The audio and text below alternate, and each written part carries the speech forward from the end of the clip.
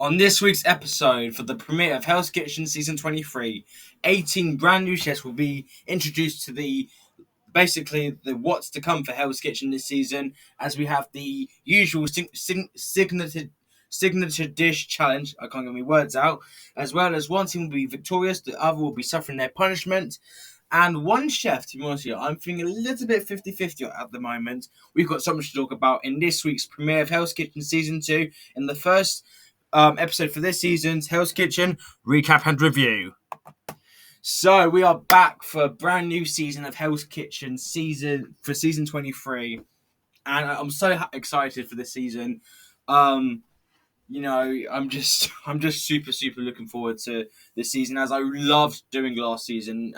I did season 22 of the American Dream last year, and that was something I really enjoyed doing, and yeah, I really enjoyed doing. I didn't actually complete the full season, to be honest, which I was pretty gutted about, but yeah.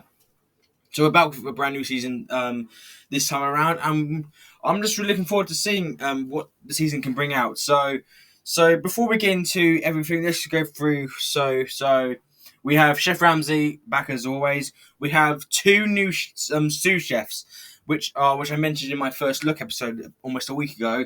Which we have Michelle Tribble from the winner of Hell's Kitchen season 17, who's in the red team's kitchen, as well as James Avery, who will be the blue chef's sous chef on the blue team. So we have those new sous chefs coming out, because apparently I'm not too sure why. I can't remember why Christina and Jason aren't for this season. Like, just if you guys know, just let me just drop a comment below if you know. But hang on. So for this season, the winning prize will be, if I can find it, because I literally have to do these on Wikipedia sometimes to get some information. And also, not only they'll win $250,000, they'll gain the placement to be head chef at the Hell's Kitchen restaurant at Foxwood Resort Casino. So that's the new prize, which I'm very looking forward to. So I think without any further ado, why don't we get straight into the recap? So the first thing we're going to talk about is the kind of like, okay, so basically we're going to talk about the signature dish challenge. Now normally the teams would go head to head, but to be honest with you, that would take me far too long to do. So I'm going to do the two standouts from each team. So two from the women, two from the men. And I have to say, this year's signature dish challenge is probably the best one we've ever had. Like, almost every single dish was actually received very positive. I think Amber was the only one that had a bit of a negative, scoring a 3, which, to be honest with you, isn't too bad, to be fair, when you think about it. So yeah, that's it. So let's get into the recap. So first up with we're going to go to the blue team, and we're going to talk about Anthony, who scored a 5 on his signature dish. And already, just right off the bat, that I feel like this guy is going to go really far in the competition. Like, just because he mentioned his backstory, which we're going to get to now. So his signature dish was a miso lemongrass marinated steak with corn puree, which scored him a 5 right off the back for the first 5 of the blue team. And not only his dish was amazing, but his real backstory he mentioned actually got me really choked up.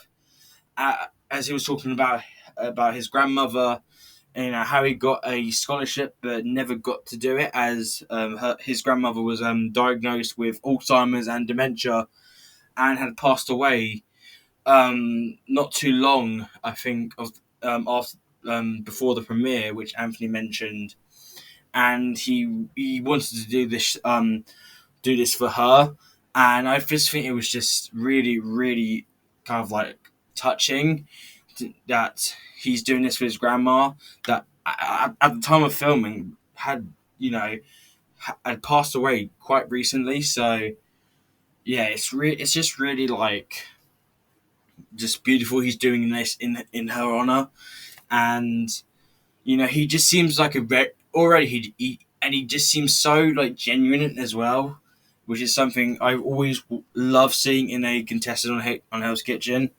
And he kind of gives me like the Alex from season 21 vibe, where he talked about his business and how about COVID, came everything that came, which caused it to shut down. His and Anthony's story is really kind of like talking about his grandma, how he had a scholarship but never did it because he was taking care of his grandma that passed away not too long before filming for the season. Like I think this was like filmed in the summer of so a few months back at least. So yeah, I really like. I really do respect Anthony already. And to be honest with you, I know it's the first episode, but I already am rooting for him to potentially make the Black Jackets already. Like I'm rooting for this guy. And so we're gonna go male, female, male, female. So the first option on the females team we had Miguel, who did if I can find. So she did a poached shrimp cavatelli with a fennel and asparagus salad, and which also scored her a 5. But all the contestants actually scored a 5 that I'm going to mention right now.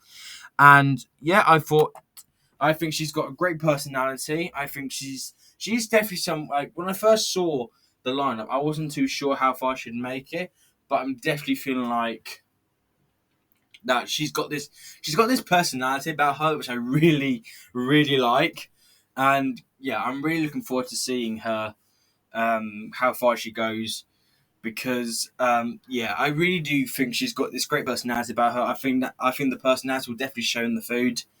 um yeah, so but I mean, anything can happen in HK. Like Melissa from last year, I thought for sure when she won the punishment pass, she would potentially make the Black Jackets, but she was literally the 4th boot of the season. And to be honest with you, at the time, I was almost shocked that she actually got the boot. But but one of my commenters at the time, who on the HK, Ray Waddle, I think his name is, actually mentioned some of the reasons why her elimination was justified. And to be honest with you, the more I thought about it, I really actually was like, actually, you know what, that does make sense. So, but like I said, anything can happen for Hell's Kitchen. But yeah, we'll definitely see what happens. Then we for now we're going back to the blue team where we had Brandon. I'm really liking him already. He did a roasted chicken breast with cheesy dumplings, which again scored him a 5. And um, you know, uh, and I normally tend to do these like videos, especially on the first episode, about like the how do I say it? So when the sous chefs have a speak about the contestants, and James mentioned how well he plates food on the plate, and yeah, I really feel like I'm definitely looking forward to seeing how much Brandon can grow. Oh, what's going on? Don't know what's going on. Anyways, oops, and I just tell me.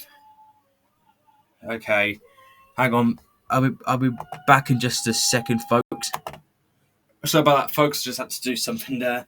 But anyways, I definitely think Brandon's someone I can definitely see making it, having a deep run at least in the competition, and I definitely can't wait to see how he does. Especially if his edit's going to be really good as well. So yeah, I'm definitely also rooting for Brandon. And then the final chef to mention who got a 5, and that is Hannah, which she did her a maple leaf duck breast with curry chocolate sauce on it. And when I first had the idea, I was like, oh, I don't know how well this is going to go. So, yeah, my expectations were like, oh, I don't know how well this is going to go, having chocolate on a duck breast. But it actually turned out to be an amazing dish, which did score her a 5, winning the challenge for the red team. And I feel like Hannah has definitely got this like leadership vibe already about her. So I think as of right now, I think the four I've mentioned here, I think could be safe picks for the Black Jackets. Um, I feel like we're most likely going to have six Black Jackets like we did last season. So I think the other two might be maybe Joe and Amanda or something. Joe Amanda, maybe. You know. But anyways, I think these four I mentioned here are solid picks for the Black Jackets already, and I just can't wait to see them how well they do in the competition. So the rewards and the punishments. So the red team won the reward, and they actually earned a. Let me just get it up. I had to read. I normally read from Wikipedia, talking about the punishments, etc., etc. Da, da, da, da, da. So the reward. So the women dined at the Foxwood Resort Casino, which is the price they'll have for the winner, with Gordon Ramsay, and they were kind of talking about um how they go into cooking, and something I didn't know was actually Gordon was actually a football player before he got into cooking, but had a serious injury, which forced him to not do football anymore. And also, he actually got trained by Marco White, who is another famous chef. I think that's his name. I can't. Francesco Marco. I can't even pronounce his name. I know his surname is White. What's his name? What's his name? What's his name? What's his name? Marco Perrier White. I was close there. So yeah. So that's who. That's how Gordon got into cooking, and the men had to clean both the kitchens and take multiple deliveries because it was delivery day. Now, I really want to talk about Yuri here because I'm really 50-50 at how I should look at this because so during the punishment, Yuri actually declared he was going to take charge of announcing and checking off the orders for the entire um in the entire punishment to in order to be a leader, but his teammates actually to his teammates' annoyance, and they just wanted to help him put the deliveries away.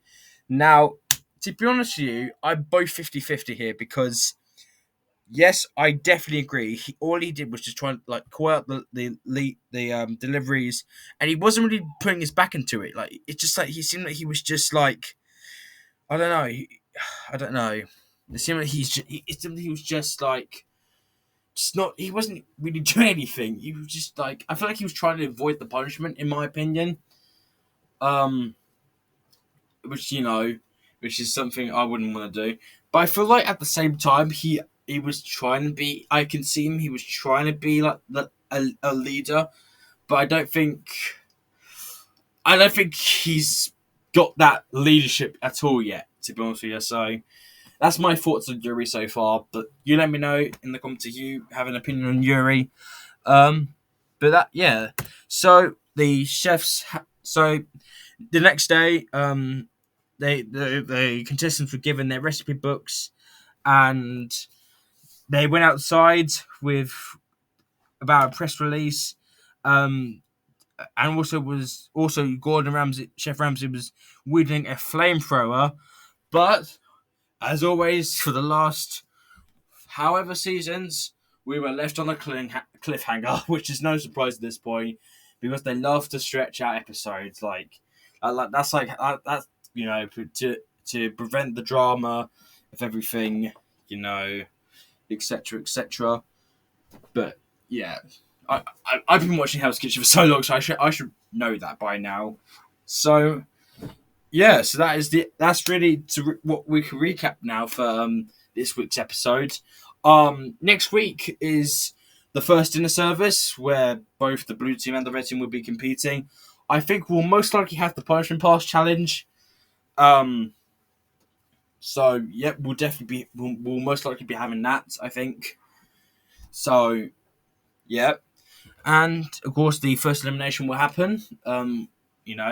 And to be honest with you, I'm really looking forward to him this year. Already. So, but yeah, I want to know like who do you think will most likely be the first boot of the season next week? Do you think both teams will lose? Because last season, the first two dinner services, both teams lost. And to be honest, I could see that happen again, especially with the opening night. I feel like both teams will lose service, most likely. So, yep, so that's really it for this week's premiere of recap and review of the premiere. What did you guys think of the premiere? Let me know in the comments below your thoughts. And I was just want to say, and yeah, just thank you very much for watching this video. If you did, please like and subscribe with post notifications turned on. I'd really appreciate that. But for now, thank you very much for watching this video, and I'll see you guys next time.